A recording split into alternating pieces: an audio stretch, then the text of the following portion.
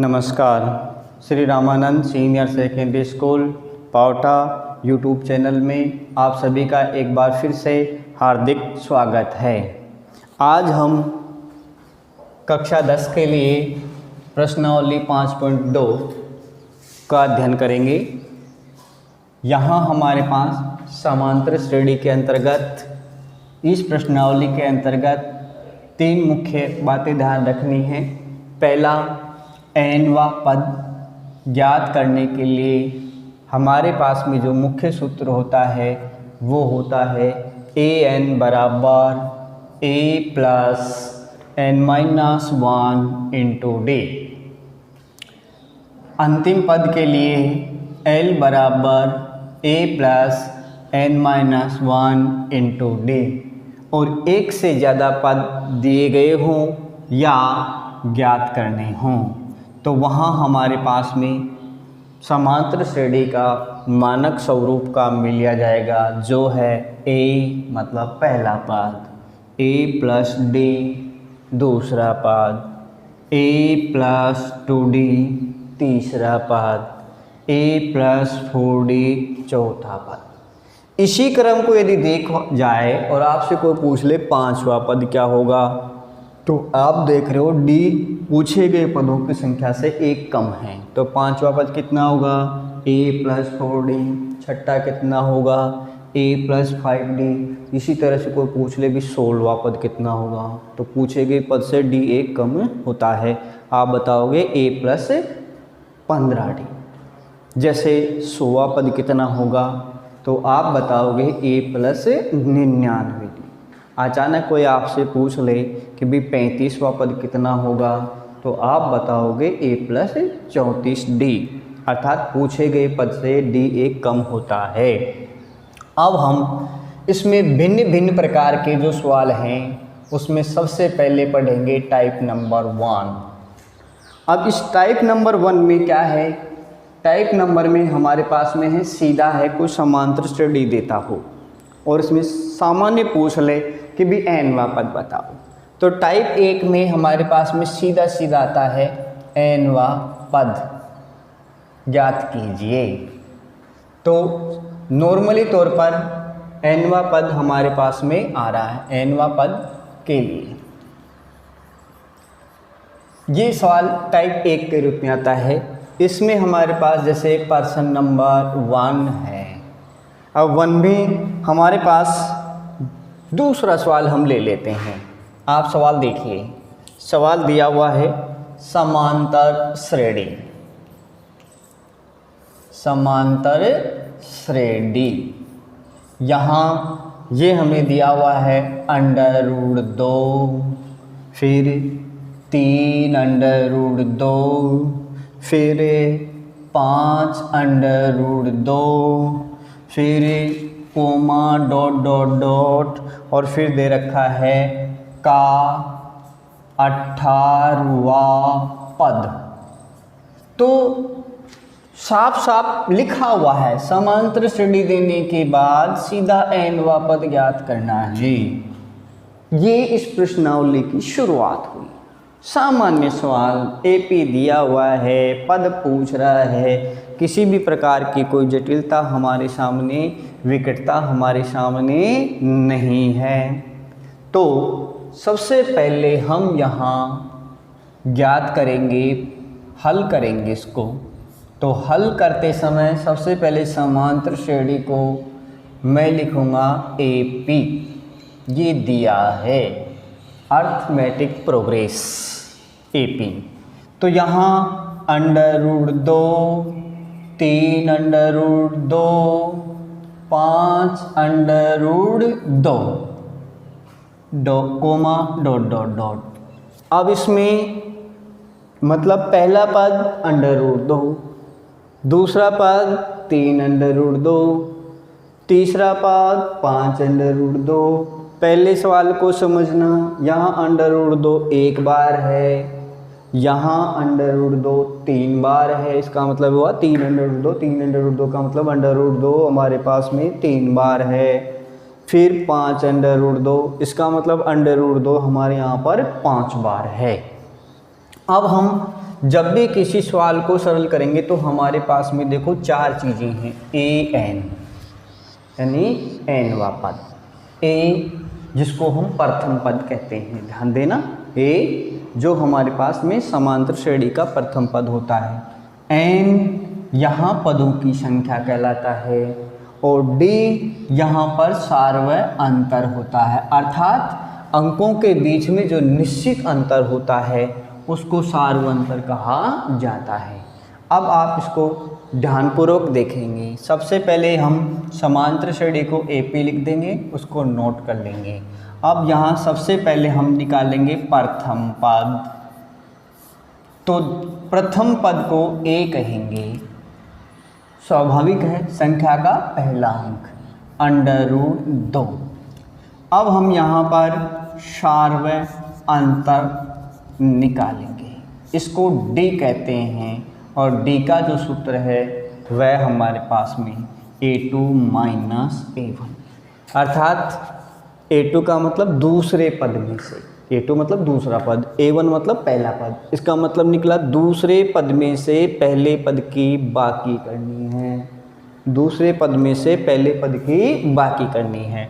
तो हमारे पास में दूसरा पद कौन है भी, 3√2, तो 3√2 बीच में -a1√2, ये हमारे पास में सवाल आ रहा है। तो यहाँ जैसे कि मैं पहले बोला सवाल को समझना है, जैसे यहाँ अंडर जो है वो 3 बार है, साथ में किस में है, प्लस में, यहाँ √2 एक बार है लेकिन किस में है, माइनस में। तो ऐसी स्थिति में 3 बार में से एक बार गया, 3 बार में से एक बार गया तो कितनी बार बचा भाई, 2 बार बचा। ये हमारा सार्वंतर आ गया है। तो आपने देखा हम अंडर की संख्याओं को किस प्रकार से सरल करेंगे, भिन्न भिन्न पद आते हैं तो हमें उनका जोड़ बाकी करना है, जिसके आगे अंक लगा हुआ होता उतनी बार अंडर की संख्या मानी जा रही है। जहाँ तक आ गए, अब हमारे पास में सबसे पहले एपी देते हो, ए ज्ञात कर लेंगे, डी ज्ञात कर लेंगे, इसके बाद हम लिखेंगे प्रश्नानुसार। ए और डी ज्ञात करने के बाद हमें क्या पूछ रहा है भाई, 18वां पद, यहाँ लिखेंगे 18वां पद के लिए। अब यहाँ नीचे हमारा मुख्य सूत्र लगाएंगे, तो वह पद के लिए पहला सूत्र काम आएगा, तो an बराबर a + n-1 × d।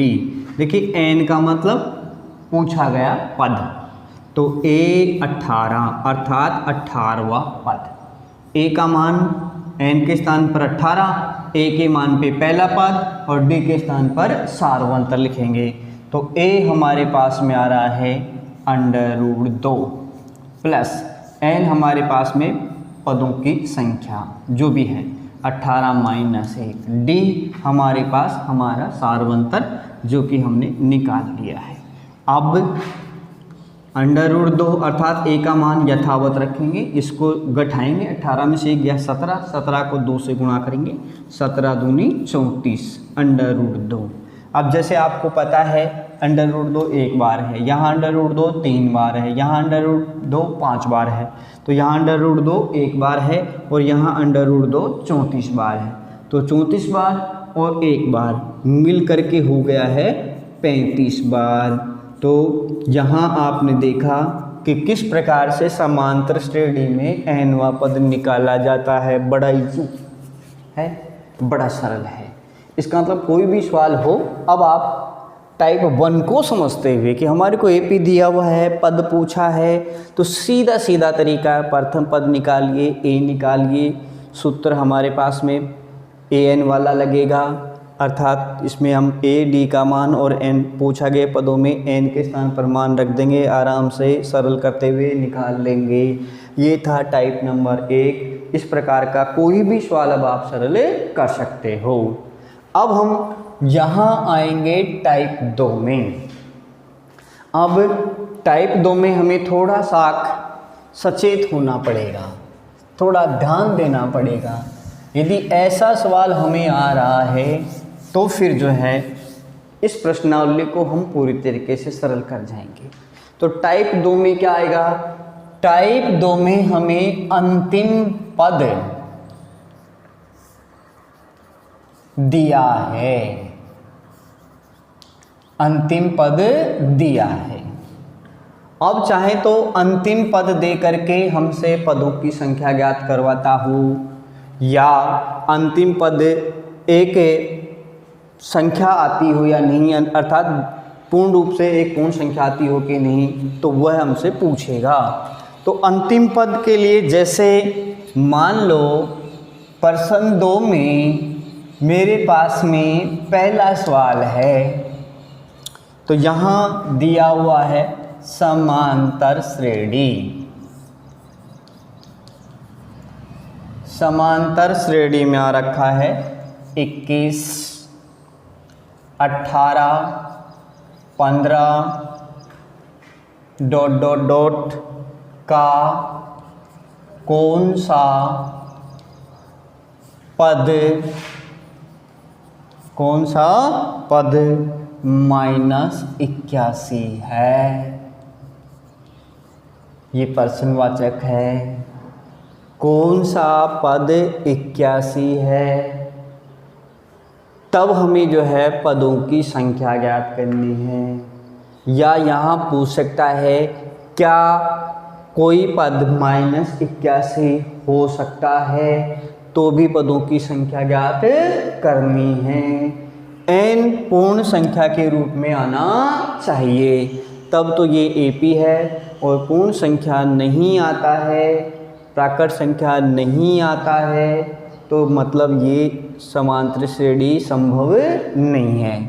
अब हमारे पास में सेकंड टाइम में यहाँ टाइप में जो भी संख्या आएगी, चाहे कौन सा पद है, चाहे क्या संभव है, क्या हो सकता है, तो आप इसको L मानेंगे, ये ध्यान रखना है। फिर सवाल हमारी पकड़ के अंतर्गत है।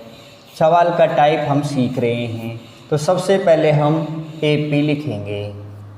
सवाल कर रहे हैं यहाँ कौन सा पद बोला है तो AP लिखेंगे, लेकिन ऐसा बोल दे क्या ये पद संभव है, वहाँ AP नहीं लिखेंगे, वहाँ हम केवल अनुक्रम लिखेंगे। AP यहाँ कौन सा पद बोला है AP लिख रहे हैं। AP हमारे पास में 21, 18, 15 ... चल रहा है। तो जैसे कि पहले टाइप के सवाल में पढ़ाया, आपको AP दिया हुआ है, तो सबसे पहले आप लिखेंगे प्रथम पद। तो प्रथम पद को A कह रहे हैं, ये हमारे पास में 21 है। अब हम यहाँ निकालेंगे सार्वंतर। सार्वंतर को हम D कह रहे हैं। D का जो सूत्र है A2 - A1। यहाँ इसका मतलब दूसरे पद में से पहले पद की बाकी, तो 18 - 21, देखो घटता हुआ क्रम है और प्लस की संख्याएं हैं, तो घटता हुआ क्रम हो तो D- में आएगा। अर्थात ये 18 है और ये -21, तो माइनस की संख्या ज़्यादा है, तो माइनस का ही अंक बचेगा। 21 में से 18 घटता है, न कि 18 में से 21, तो 21 में से 18 गया तो 3 बचा। किसका ज़्यादा था भाई? माइनस का। तो ये हो गया D-3। ध्यान रखना, इस बात का विशेष ध्यान रखना है। यदि हम भिन्न भिन्न अंकों की जोड़ बाकी करते हैं, बाकी करते समय यदि बड़ा अंक बाद में आ रहा है, तो इसका मतलब हमें माइनस का चिन्ह बचाना होगा। अब हमारे पास में D भी आ गया। D आने के बाद हम यहाँ इस प्रकार का कोई सवाल आता है, कौन सा पद होगा, क्या ये संभव है, तो हम इसको L लेकर के चलेंगे। अब हमारे पास में प्रश्नानुसार यदि अंतिम टाइप में हमें कोई अंतिम पद दिया हो, तो बड़े ही आराम से आप लिखेंगे L बराबर जो भी पद दे रखा है -81। ये आपके सवाल की शुरुआत होगी। ध्यान देना, बहुत इजी है। यहाँ जो भी संख्या आएगी उसको L बना लो, उसका मान रख दो। अब L का जो सूत्र है, ध्यान दीजिए क्या है, L बराबर A + n - 1 × D। जहाँ एल का मान रखेंगे। ए एन वाला पद हो तब तो ये आर एच एस पे जाएगा, और अंतिम पद हो तो ये एल एच एस पर आ जाएगा। ध्यान रखना एल का मान वो यहाँ लगाना है, तो इसका सूत्र क्या है वो इधर रखना है, l plus n minus 1 into d minus 81। कितना सरल है, बहुत ही ज़्यादा सरल है। बस सजगता, समझदारी और समय का सदुपयोग का प्रयोग करेंगे। एल अंतिम राशि को कहते हैं, आपको केवल ये सूत्र लगाना है, एल बराबर दिया गया अंक। लिख लीजिए एल का जो सूत्र है वो एल एच एस पर रख लीजिए। रख लिया। अब हमारे पास में क्या क्या मौजूद हैं, ए और डी हमारे पास मौजूद हैं, तो ए के स्थान पर ए का मान और डी के स्थान पर डी का मान लिखना है। ए का मान हमारे पास में कितना है 21 प्लस एन का मान मौजूद नहीं होगा, और डी का मान हमारे पास में है -3, आगे बराबर -21। डियर स्टूडेंट्स, यहाँ आने के बाद 90% स्टूडेंट्स नहीं जानते कि सवाल को कैसे सरल करें, परंतु मैं आपको एक तरीका बता रहा हूँ, वो ध्यान देना है। देखिए ये संख्या जो है प्लस की है या माइनस की है, तो प्लस या माइनस की संख्या सदैव पक्षांतरण होती है, सदैव पक्षांतरण होती है। अतः ये तो जाएगी उधर, यदि ये प्लस की है तो माइनस में जाएगी, और माइनस की है तो प्लस में जाएगी। ध्यान दिया। दूसरी बात, गुणे की जो राशि है वह सदैव आरएचएस वाली राशि के बटे में आती है।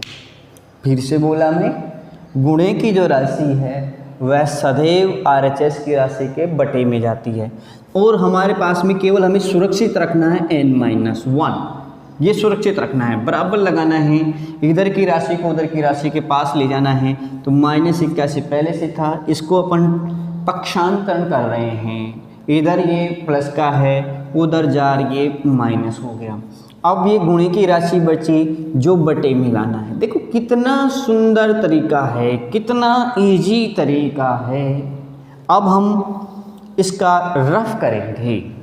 अब रफ करते समय हमें ध्यान रखना है, ये भी माइनस ये भी माइनस। देखो भाई चाप बात है, ये दोनों प्लस प्लस की राशि होती तो आपको कोई दिक्कत ही नहीं आता, आप तुरंत कर देते दोनों का प्लस, कोई दिक्कत नहीं था। लेकिन जिस प्रकार से प्लस प्लस होता है उसी प्रकार से माइनस माइनस का भी जोड़ होता है, लेकिन माइनस माइनस की राशि का माइनस ही में जोड़ होता है। अतः इन दोनों का जोड़ माइनस में होगा, तो माइनस में हमारे पास इनका जो जोड़ आ रहा है वो आ रहा है -102, बटे में हमारे पास में आएगा -3। ध्यान देना, हम रफ कर रहे हैं, रफ करना ज़रूरी पड़ जाता है।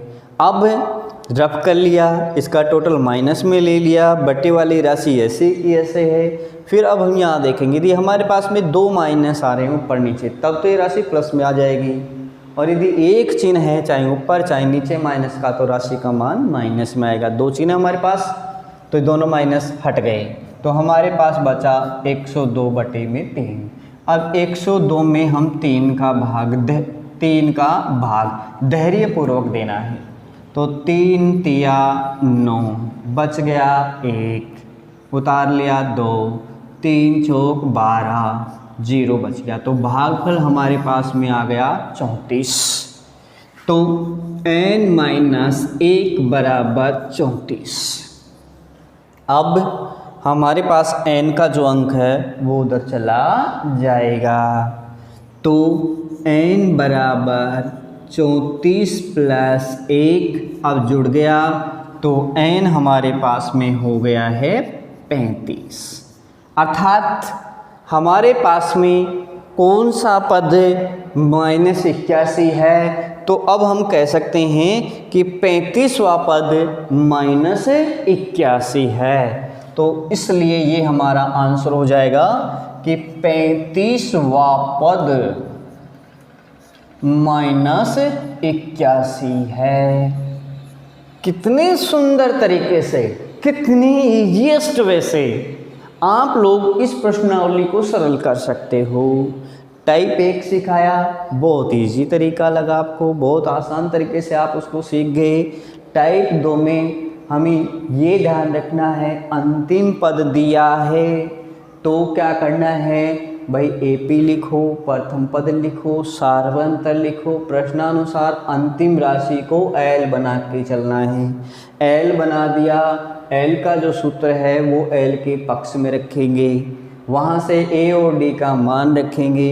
अब सवाल ज़्यादा बड़ा ना हो, ज़्यादा बड़ा ना हो, इसके लिए मैंने आपको बताया कि ये प्लस माइनस की राशि आरएचएस की राशि के साथ में पक्षांतर कर लेगी, गुणे की राशि आरएचएस के बटे में चला जाएगा, नियमानुसार जोड़ बाकी करते हुए बटे की राशि का भाग दे करके संख्या प्राप्त हो जाएगी, वहाँ उधर जा कर के एक जुड़ जाएगा।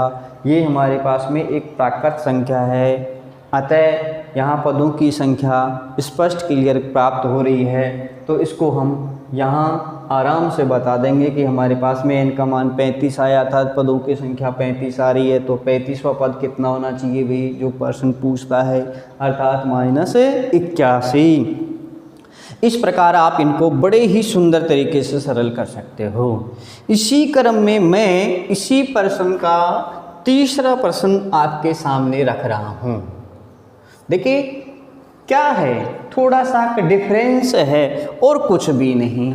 जहाँ इसने प्रश्न कर, यहाँ प्रश्न नहीं था, यहाँ प्रश्न पूछ रहा है, शुरू में ही हमसे कह रहा है, क्या कह रहा है भाई, थोड़ा सा मैं इसके लिए प्रश्न नंबर 3 को तुम्हारे सामने रख रहा हूँ, थोड़ा ध्यान देंगे और थोड़ा सा किसको समझने की कोशिश करनी है। तीसरा सवाल है मेरे पास में, क्या संख्याओं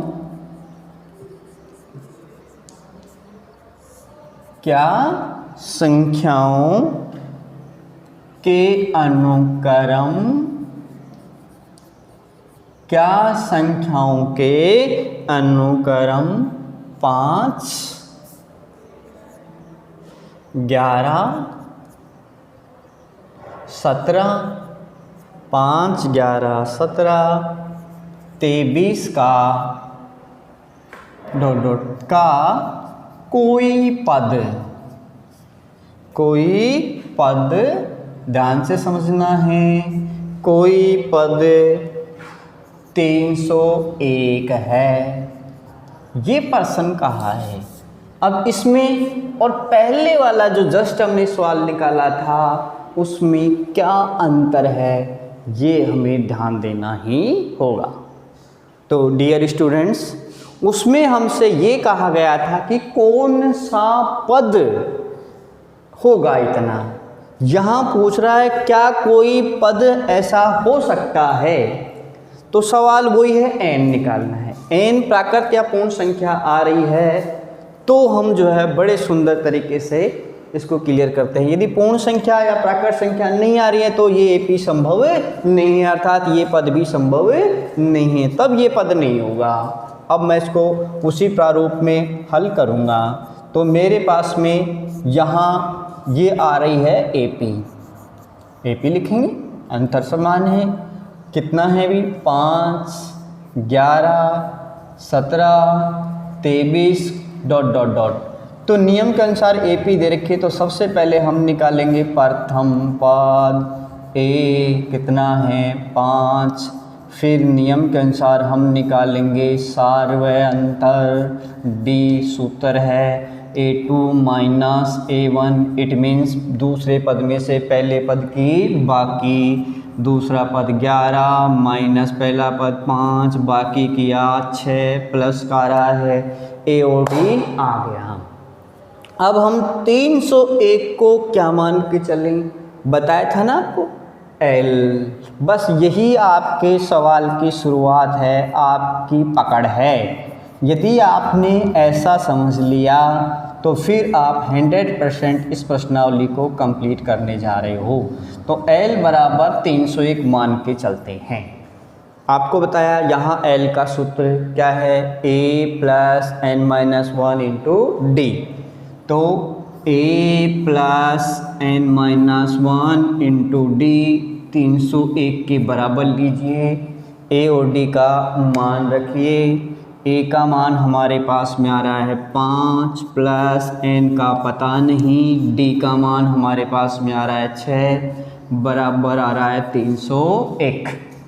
अब जहाँ से जटिलता और सरलता शुरू हो जाती है, तो जैसे कि बताया सिर्फ n माइनस 1 रखिए और इधर का जो अंक है a वाला अंक पक्षांतरण करिए, प्लस का है तो माइनस में, और गुणे का अंक बटे में लाइए, ले आए। बड़े सुंदर तरीके से रफ करेंगे तो 301 में से 5 गया, 11 में से 5 गया, 6 बच गया, यहाँ रह गया 9, यहाँ रह गया 9, बच गया 296 बटे में 6। तो 296 में 6 का भाग दे रहे हैं, तो 6 चौका 24, बच गया 5, यहाँ 6 का भाग दे तो 6 नाम 54, बच गया 2, कंप्लीट भाग नहीं गया। तो टोटल भागफल बना 49 सही 2/6, अर्थात 49 सही 1/3, या यूँ सरल बिन लिखने की भी जरूरत नहीं है। तो n-1 बराबर 49 सही 2/6।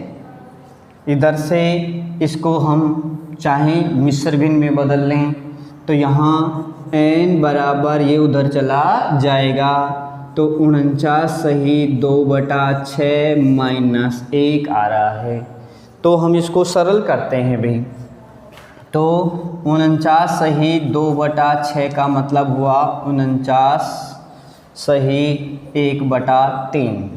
सरल करेंगे तो यहाँ 9 तिया 27, हासिल बाई 2, 3 चौक 12, 12 और 2 14, 1 इसमें जुड़ जाएगा तो 148 बटे में 3, 148 बटे में 3।